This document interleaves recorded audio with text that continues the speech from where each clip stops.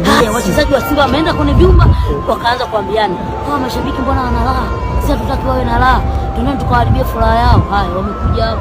Wewe imagine eti mtu ana boko lile kweli mtu anatumia. Na nilikuwa naamini kabisa tunashinda. Na kwani tulikuwa hatujashinda kwa nini? Tulikuwa tumeshinda vizuri kabisa. Hawafanyi, yani hawana ile spirit ya kupambana. Yani sijui maskini sijui anadai, yani hata sijui sisi tunakosa.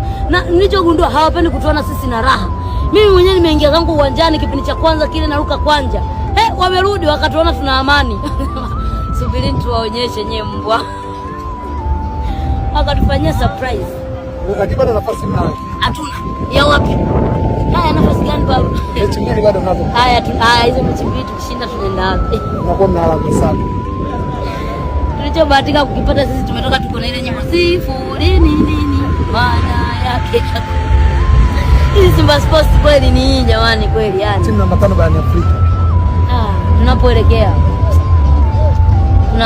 Yani I feel bad. Yani najisikia vibaya. Yeah, lakini sawa wao wameamua sisi. Wao watuumize, wakijisikia kutuacha sawa watatuacha. Na tumeshazoea tena sasa hivi. Kuumia. Tumeshazoea. Ni kawaida. Tumeweza kugongwa, kufungwa, kuumia. Au kugawa utamu. Unatumia lugha mbaya. Kugongwa ndo nini? Kufungwa.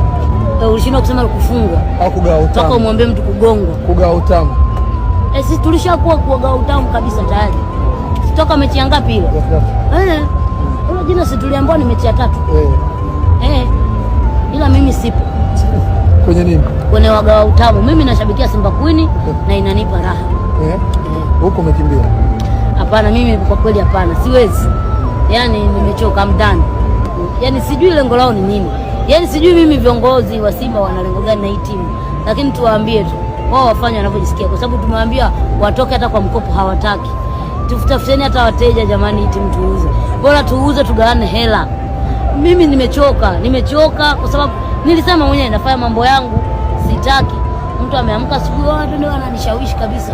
Nashinda leo ndio tumekuja kushindana njaa. Na sijakula toka asubuhi.